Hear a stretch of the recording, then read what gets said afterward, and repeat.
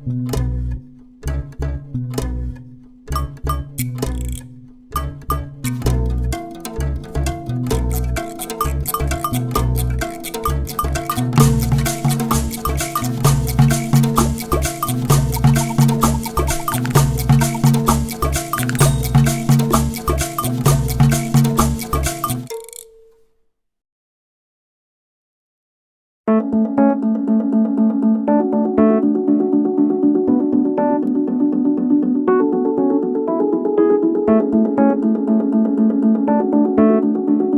solidarité, c'est aider les autres dans leurs problèmes. Pour moi, la solidarité, c'est aider les autres dans les pays qui ne sont pas développés comme nous en France.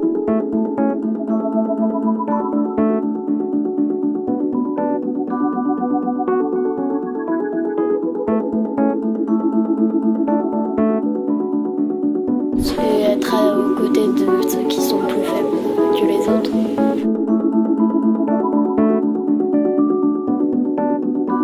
Dans les droits de l'enfant, ils font la solidarité parce qu'ils aident les enfants en difficulté.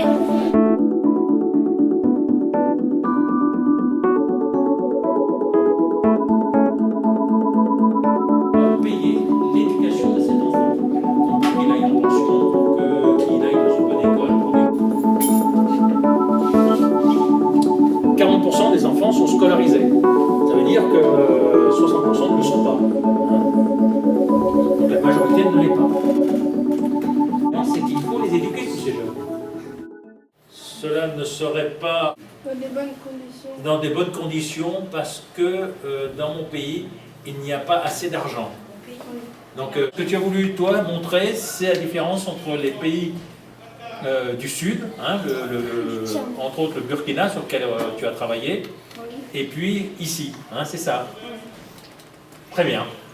Merci. C'est Dieu qui punit une mère parce qu'elle a puni son enfant parce qu'il est allé à l'école et que Dieu il trouve que c'est vraiment pas juste. Il faudrait qu'elle le laisse aller à l'école. Ah, d'accord. Parce que même si c'était mieux quand il travaillait pour la famille, ce serait mieux pour lui qu'il aille à l'école pour apprendre beaucoup de choses. Ah, mais c'est très intéressant aussi. Tu étais parti sur une autre idée complètement différente, avec un point de vue très original du point de vue du scénario. Hein. Ça, là, tu fais très fort. Effectivement, c'est encore autre chose dont on a parlé, qui est que les parents ne sont pas toujours favorables à ce que leurs enfants aillent à l'école. Parce que... Ils ont besoin d'argent pour... Et voilà, parce qu'ils ont besoin d'argent. C'est très original. Bravo. Bravo pour cette double interprétation.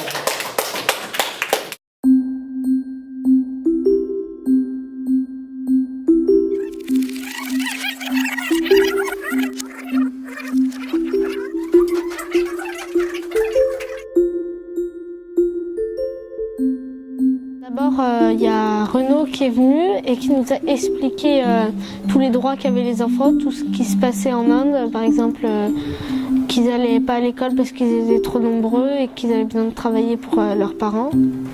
Et du coup, on a créé des BD sur ce sujet. Je suis Renaud Desgaillés, j'habite Lyon, je suis administrateur de l'association Asmae Sœur Emmanuelle. L'association Asmae est une association de solidarité internationale spécialisée dans l'enfance défavorisée. Notre action vise à amener vers l'autonomie des enfants les plus défavorisés par une action psychosociale, l'accès à la santé et surtout par l'accès à l'éducation et une éducation de qualité. Nous avons été très intéressés par le projet qui nous a été proposé, parce que c'est l'éducation et que c'est au cœur de nos convictions et de tous nos programmes. Ce qui nous a paru assez intéressant, c'est cette combinaison entre la sensibilisation, la réflexion en profondeur, parce que c'est rare qu'on ait autant de temps pour pouvoir travailler avec les élèves auxquels on s'adresse dans les interventions qu'on peut faire dans les écoles. Ceci combiné à de la créativité. Ça nous a paru particulièrement intéressant. L'association Enfance de 32 est une association franco-colombienne qui s'occupe de garantir de promouvoir et de diffuser les droits de l'enfant tels qu'ils sont énoncés dans la Convention internationale des droits de l'enfant. Nos travaux portent sur le soutien, la protection des enfants en difficulté et en situation de risque majeur, à travers des programmes concernant la nutrition, la santé, l'éducation, la culture et la préparation à la vie tout court, dans tous ces aspects.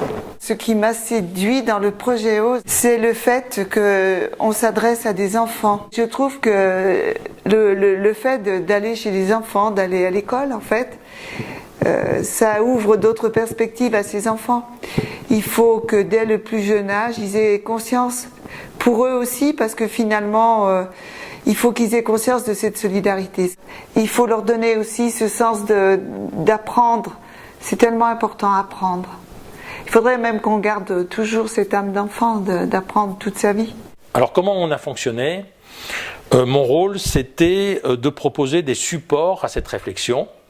C'était d'animer les débats autour de ces questions des droits des enfants et de solidarité. Pourquoi c'est si important que ça, l'éducation ? Parce que si on n'a pas d'éducation, on ne peut rien faire dans la vie. On ne peut rien faire dans la vie, exact. On ne peut pas avoir... C'est pas qu'on peut rien faire, c'est qu'on ne peut pas faire ce qu'on veut.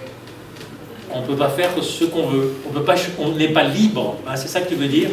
On n'est pas libre de choisir son métier. On n'est pas libre de choisir quoi d'autre ? Comment gérer son argent ? Comment gérer son argent ? On a vu que quand on n'est pas éduqué, quelquefois, on n'est même pas libre de choisir son conjoint.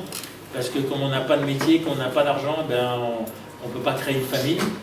Donc, vous voyez, si on n'est pas éduqué, on ne peut pas lire, on ne peut pas choisir son dirigeant, on ne peut pas élire, on ne peut pas participer à une démocratie. Un pays qui n'est pas éduqué, il a des difficultés à choisir ses dirigeants. Hein. Un enfant de riche devrait avoir les mêmes droits qu'un enfant de pauvre, et c'est loin d'être le cas. Hein. C'est loin d'être le cas dans beaucoup de pays, et pas seulement des pays pauvres. Hein. Quelquefois, il y a des pays où, parce qu'on n'est pas de la même religion, on n'a pas les mêmes droits que les autres. Il y a des pays où les filles n'ont pas les mêmes droits que les garçons. Vous voyez, l'égalité, elle passe par là. Hein. Donc on travaille avec 3 collèges. Alors dans les 3 collèges, on a abordé la question des droits des enfants de la même manière. Je me suis appuyé sur un des programmes phares d'ASMAE, qui est un programme d'éducation à la citoyenneté en Inde que nous menons avec plusieurs associations indiennes. C'est un programme phare d'ASMAE qui permet de bien aborder ce problème des droits des enfants et en particulier du droit à l'éducation. Et puis, nous avons travaillé sur un projet au Burkina, mené par une association burkinabé qui est IDEBAC, qui est l'un de nos partenaires au Burkina, ce qui avait l'avantage de concrétiser l'application des droits de l'enfant dans l'éducation. Donc nous, on travaille avec des associations qui s'occupent des enfants dans la rue pour essayer de les réintégrer dans la société burkinabé. L'école, un enjeu primordial. Voilà une école, à quoi ça ressemble dans le coupé Lego. Hein, taux de scolarisation faible, pourquoi ? Alors il y a un taux de scolarisation faible, pourquoi on n'envoie pas les enfants à l'école ? Eh bien parce que les parents ne sont pas convaincus. Il faut faire des efforts pour convaincre les burkinabés que l'école c'est très important pour leurs enfants, c'est ça qui va faire que demain ils vont pouvoir s'en sortir par eux-mêmes. Ils ne peuvent pas payer souvent. Donc, même pour les écoles publiques, ils ne peuvent pas payer le minimum, acheter un crayon, un papier, un cahier, ils ne peuvent pas acheter ça. On a besoin que les enfants travaillent pour pouvoir se nourrir dans ce pays-là.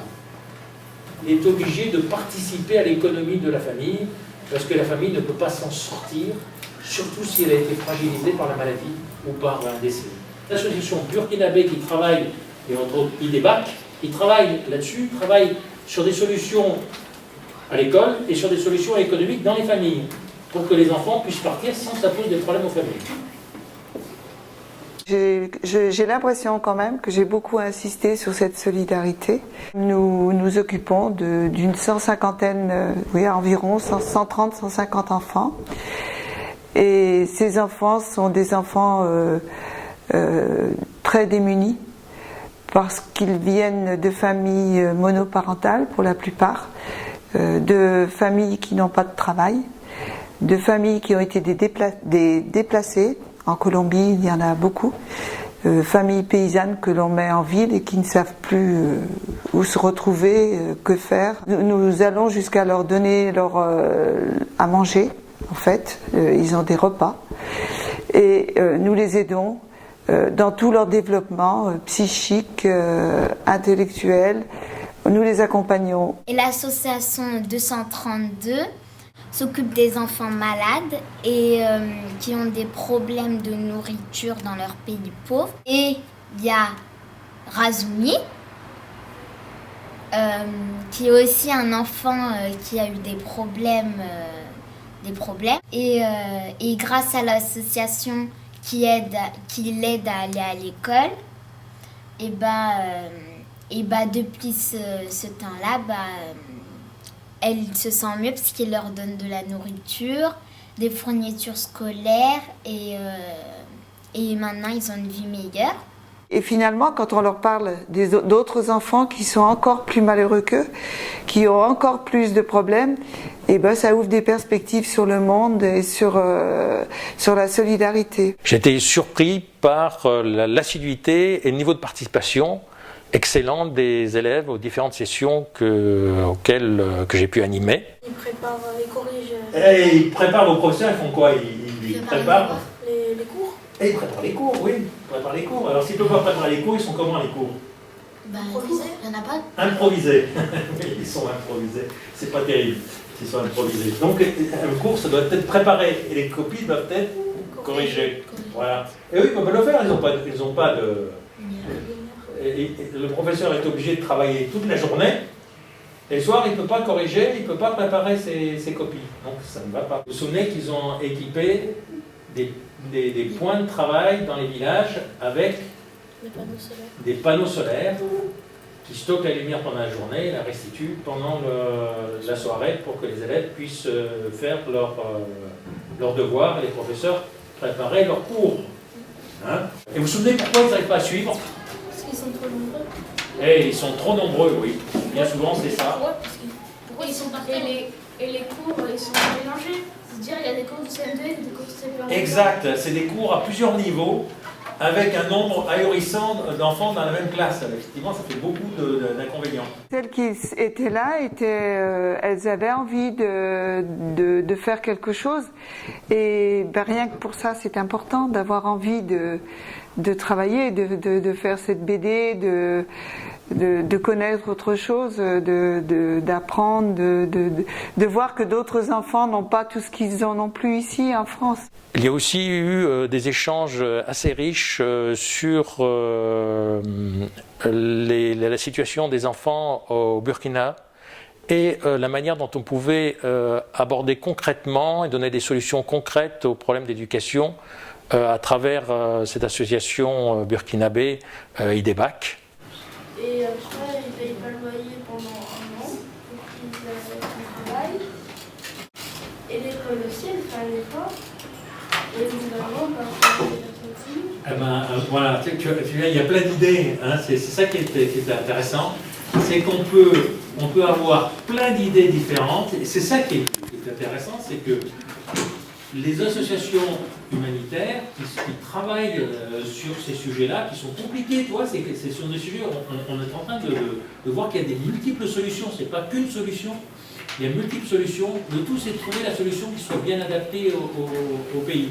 Appui sur les associations locales comme IDEBAC ou comme Haroun Odaya, on sait parce qu'elles connaissent bien les besoins de la population, elles les ont étudiés avec leur culture, leur intelligence et leur savoir-faire. Donc on est capable d'apporter nos idées, notre point de vue, mais de s'adapter. Et si on vient avec nos idées d'occidentaux, de français, on risque d'être à côté de la plaque, de faire quelque chose qui ne va pas du tout fonctionner.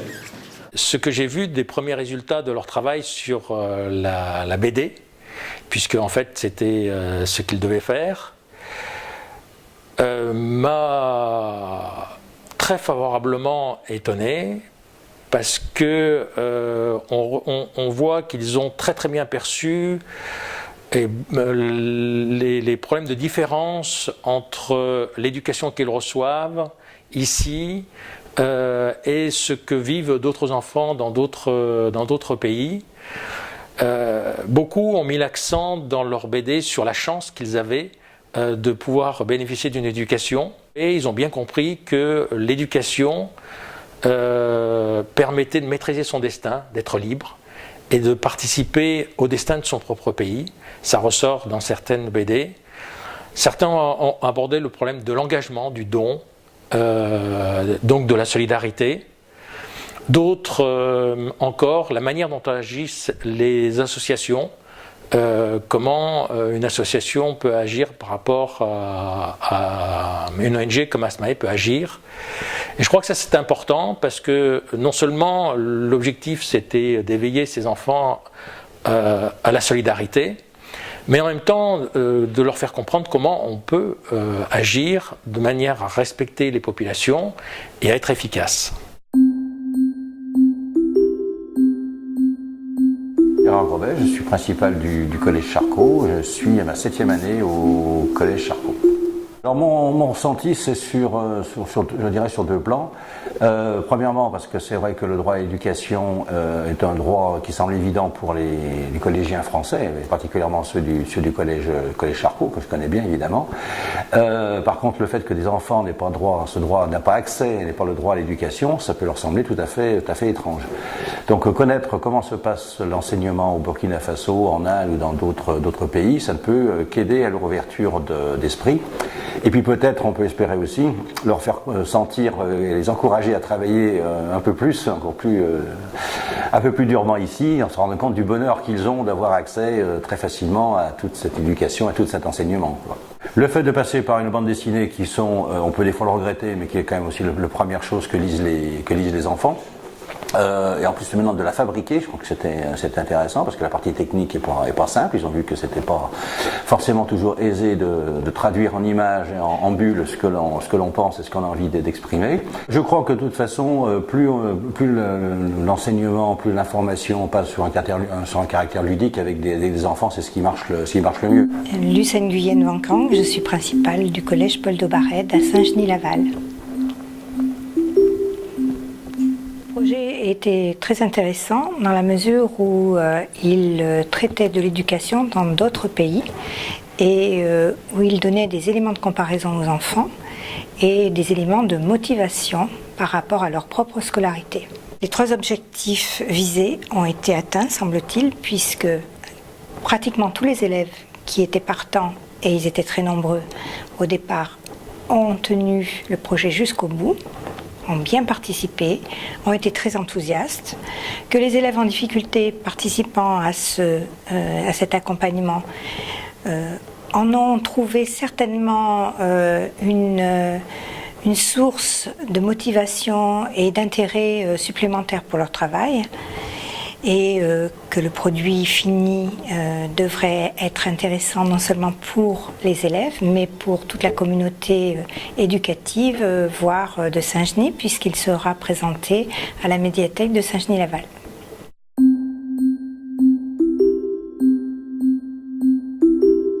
J'ai appris qu'il y a des enfants qui n'allaient pas à l'école, alors que je pensais qu'il y en a plein qui allaient et que leurs parents ils les autorisaient.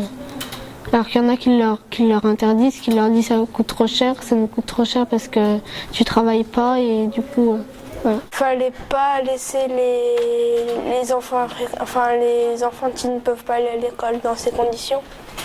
Fallait les aider. 2 droits très importants, c'est la scolarité et la nourriture. Le droit de manger, et à la santé de leurs parents, qu'ils ne fassent pas trop le travail dans les champs. Ça m'a plu d'apprendre, j'ai appris des choses sur les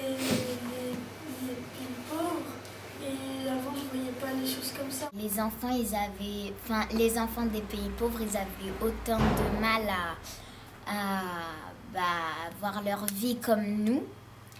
J'avais juste l'idée avant qu'il qu'ils pouvaient pas aller à l'école, mais après je savais pas qu'ils avaient beaucoup de trajets, qu'ils avaient pas beaucoup de matériel. Nombre d'enfants qui n'ont pas d'école, enfin qui n'ont pas le droit d'aller à l'école, qui n'ont pas d'habitation et qui n'ont pas le droit à la santé. Moi, ce qui m'a plus étonnée, c'est d'en voir le petit, entre guillemets, film où il y avait une petite fille qui devait faire des tâches, que son père était mourant et après devoir aller à l'école et elle était tout le temps en retard. Je trouvais que c'était bien qu'ils disent ce qui se passe dans les autres pays.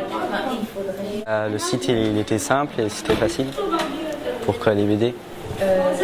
Moi j'ai trouvé en fait que c'était assez bien de pouvoir exprimer en fait ce qu'on savait. Parce que même si on savait des choses, c'était pas forcément pour ça qu'on allait dire à tout le monde ce qu'on savait. Tandis que là, faire une BD, c'est un peu dire tout ce qu'on sait. Donc c'était assez bien.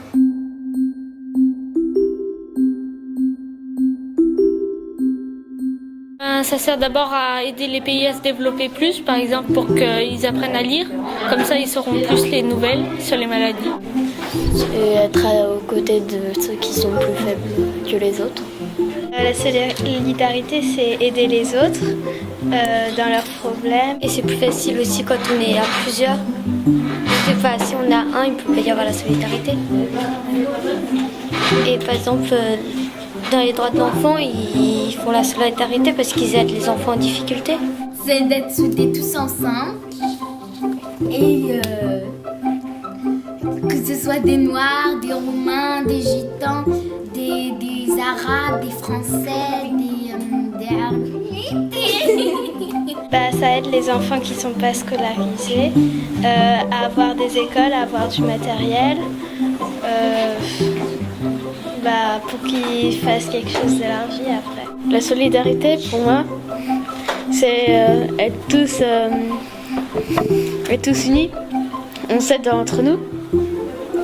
Donc, si quelqu'un a des problèmes, on va l'aider.